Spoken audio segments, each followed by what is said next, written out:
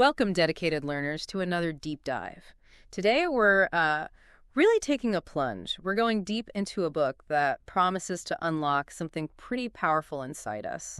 It's Martin Meadows' 365 Days with Self-Discipline, 365 Life-Altering Thoughts on Self-Control, Mental Resilience, and Success. Yeah, and this one's structured a bit differently, isn't it? It's not your typical chapter-by-chapter thing. Exactly. It's set up more like a daily companion. You get these, digestible insights, one for every day of the year. The idea is you absorb and apply them consistently. Right. So our mission today is to really explore this unique structure. We're going to unpack the core ideas, look at how they connect, how they build on each other. And pull out the most valuable stuff, the actionable bits that you can use to build stronger self-discipline in your own life. Precisely. It's that daily dose, that consistent, manageable input over a whole year that makes it potentially so transformative. Yeah. It's about that compounding effect day after day. And what I find really compelling is Meadows' approach. He's not just, throwing theories at us. Not at all. He grounds everything in real-world experience. He pulls from ancient wisdom, sure, but also modern psychology, and importantly, his own journey. Yeah, he's quite open about that. He talks about going from being incredibly shy to a successful author, even a rock climber. He's clearly lived this stuff. Absolutely. He embodies the principles he talks about. Yeah. Makes the advice feel much more authentic, I think. Yeah. Less abstract. Definitely. It feels like a practical blueprint you can actually use day by day. And his personal stories, overcoming that deep shyness, building businesses, learning languages, living abroad, pushing himself physically with climbing, they're not just anecdotes, they're proof of concept, really. Yeah, living proof. He's a practitioner, not just a writer. And you see that same focus on persistence and resilience in his other book, Grit. It all weaves together. So the real significance of this book, 365 Days, lies in its directness. It's very no-nonsense, just clear, concise thoughts aimed at changing your habits, changing your mindset day by day. It cuts through the fluff, It really does. Okay, so let's get into the foundations. Where does Meadows start? Well, right on day one, he hits you with this almost paradoxical idea. Life's easy when you live it the hard way, and hard if you try to live it the easy way. That flips things around, doesn't it? It absolutely does. It stops you in your tracks a bit. Yeah. But the core argument underneath is fascinating. He's not saying, seek out constant suffering. Right. It's not about being miserable all the time. No, it's about resisting that immediate urge, that easy gratification, because there's a bigger payoff later. He uses the hamburger example, remember? Oh, yeah, the diet example. One burger won't kill your diet. Exactly. But repeatedly choosing the easy option, the burger, that's what sinks your long-term efforts. It's about the precedent you set for yourself with each choice. So it's like every decision is a tiny vote for the kind of person you want to be or the kind of future you want to have. Precisely. Think of it like laying bricks. Each choice, no matter how small, hitting snooze, grabbing junk food, skipping a workout, it's a brick. Easy choices build a weak foundation. Harder, more disciplined choices build strength. Okay, so for us, the takeaway is be mindful of the small stuff because it adds up. It adds up massively. Every little choice sends ripples out. That momentary decision echoes for days, weeks, even years. It shapes your habits, your character, everything. So make the slightly harder choice now for a much better future later. It reframes easy completely. It really does. It's about long-term ease versus short-term comfort.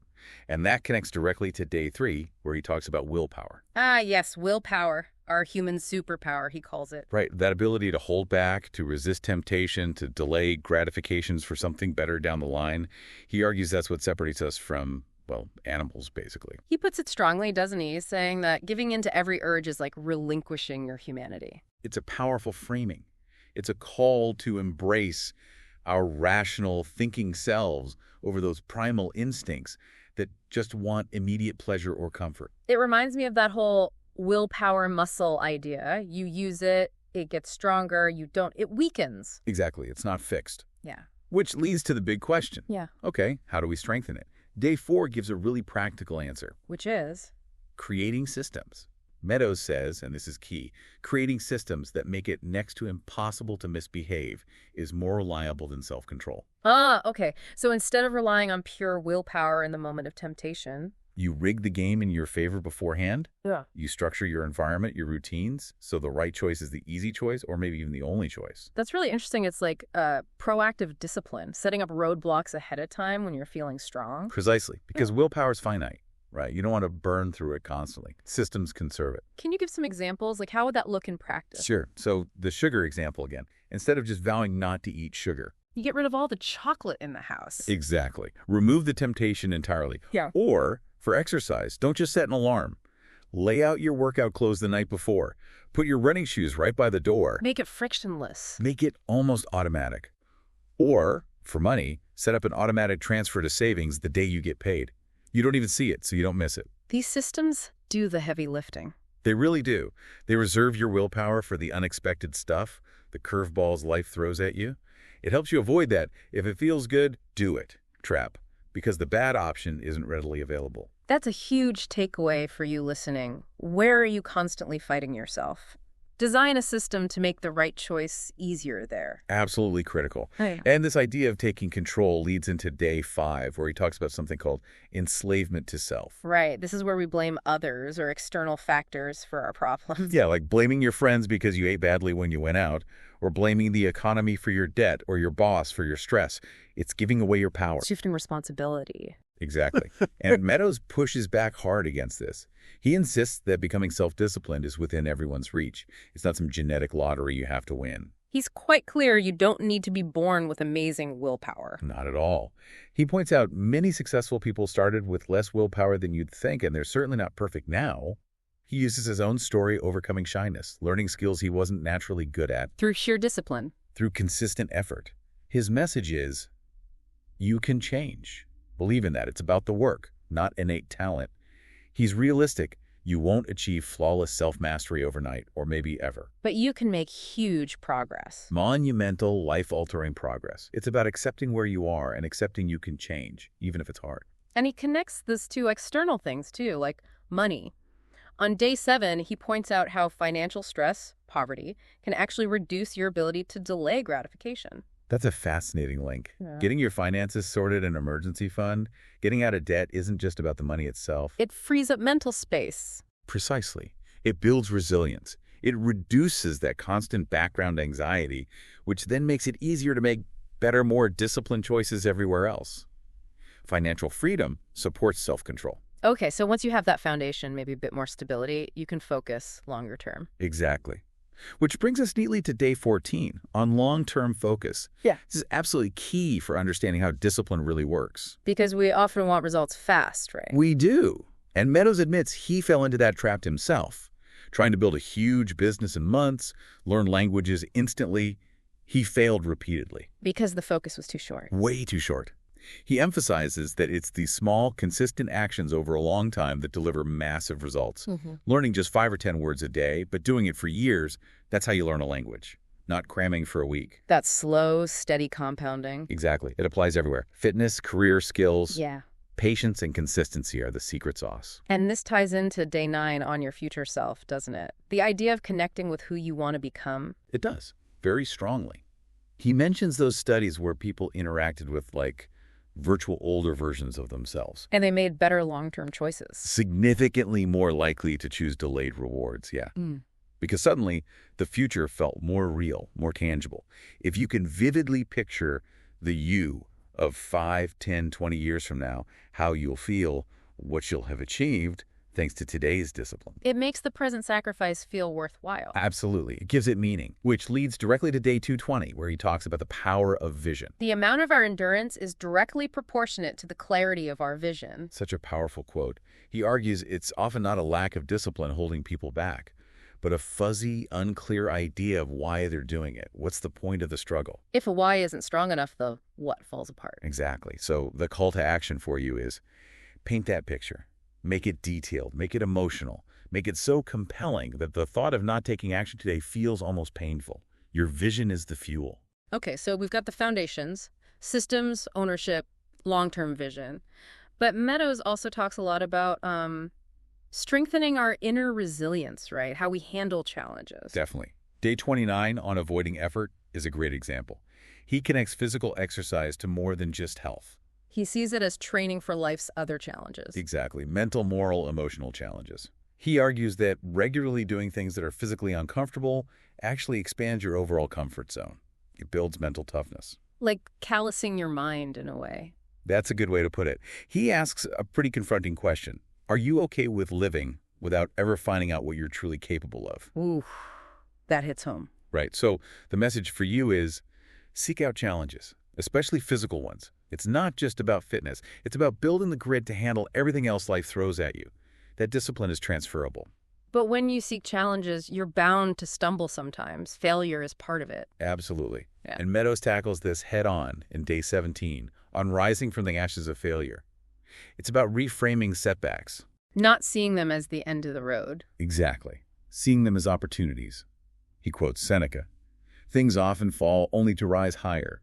When you're discouraged, he says, see the struggle as a chance for success, or at the very least, a valuable lesson. Which connects to day 87, where he warns against blaming external factors for failure. Yes, because if you blame this situation, or bad luck, or other people, You learn nothing. you learn nothing, and you rob yourself of the power to change the outcome next time. You'll likely put in less effort, too. He talks about his own business failures not as defeats, but as data-gathering experiments. Taking radical ownership again. Always. It keeps the power in your hands. I love that let's see what happens mentality from day 81. It reframes failure completely. It's brilliant, isn't it? It turns potential failure into a successful experiment no matter what. His failed video course wasn't a failure. It successfully proved the idea wasn't good. That takes the fear out of trying new things. It encourages iteration. Completely. It allows you to just start, learn, and adjust without being paralyzed by the thought of, what if it doesn't work? Okay, so embrace effort, learn from failure. What about external expectations? Meadows talks about setting your own standards. Yes, day 18 on higher standards. This is crucial. He says you should hold yourself to a higher standard than anyone else expects of you. Even if people think you're weird. Especially then. He mentions getting flack for his diet or waking up early. His response, growth should never end. It's a quiet rebellion against just being average. He basically says if you just do what everyone else does, you'll likely end up like everyone else, maybe overweight, unfit, in debt. It's a provocative point, but his argument is, don't let normal be your goal if you want exceptional results. Dare to be different. Day 31 on acting differently from others reinforces this. Being disciplined will make you seem different. And that's okay. It's more than okay. It's often necessary. So for you, embrace being the weird one if it means you're pursuing growth and your own high standards. Don't let the fear of standing out hold you back. He also challenges the idea of moderation sometimes, doesn't he? He does, on day 39. He argues that moderation can easily become an excuse for mediocrity, for just doing the bare minimum. Like, I'll just exercise moderately, meaning barely at all. Exactly. He suggests that sometimes, especially when starting something new or trying to break a bad habit, a more focused, maybe even extreme approach, at least for a while, is needed to build momentum. He touches on this again on day 61. Strategic intensity. Not necessarily forever, but to get things moving. Precisely. It's about being smart with your effort, not just defaulting to moderate everything. Okay, shifting inward now. Our thoughts, our judgments. Meadows says these are incredibly powerful. Day 77, on hurting yourself with your own judgment. This one is huge. The idea that it's not the slip-up itself eating the cake on a diet that causes the failure. It's how you judge yourself afterwards. Exactly. It's the, oh, I've blown it, I'm useless, might as well eat the whole cake now, thinking that judgment spiral ruins progress. The internal narrative. It's everything. Meadows says you have the power to assign meaning. The emergency fund gets wiped out. That's not... Proof saving is pointless. It's proof it's vital, and it worked when you needed it. So reframe constantly. Your thoughts shape your reality. Absolutely. And this leads into day 298 on the suffocating mantras. Those negative things we tell ourselves. I'm a failure. I'm lazy. I always procrastinate. Those become self-fulfilling prophecies. You act in ways that confirm those beliefs. It's a mental prison you build yourself, How do you break out? he says. Identify them, refuse to accept them, and actively look for counter-evidence. Find proof you're not a failure, even small examples. Challenge the generalizations too, like on day 299, all rich people are greedy, or success is just luck. Those beliefs just limit you. It all connects back to day 255 on self-image. You behave according to how you see yourself. Exactly. If you see yourself as disciplined, you're far more likely to act that way. Yeah. So you need to consciously work on redefining that internal picture. It's foundational. And for resilience, he offers a really practical tip on day 172 on having more than one identity. Yeah, this is brilliant. If your entire identity is wrapped up in one thing, being an entrepreneur, say, and that fails. It crushes your whole sense of self. Totally. But if you cultivate multiple identities, you're also a climber, a writer, a parent, a musician, whatever, then a setback in one area doesn't destroy you. You have other pillars supporting you. Exactly. It builds a buffer. A bad day at work doesn't mean you are a failure because you have these other parts of your life where you find value and success. So for you, diversify who you are. It makes you much more robust. Okay, let's get super practical now. Strategies for daily action. Procrastination is a big one for so many people. Day 91 on starting now. The 0-second rule. This is Okay. gold, his principle. Whenever you catch yourself saying, I'll start tomorrow. Stop immediately and do something, anything, to start now. Yes. Break the inertia. Don't negotiate with yourself. Want to diet. Yeah. Go clean out the junk food from the cupboard right now. Want to save. Find something to sell online today. Take one tiny, immediate step. It creates instant momentum. It tells your brain, okay, we're actually doing this. It bridges that gap between thinking and doing. So for you listening, what's the smallest possible action you can take right now towards that thing you're putting off?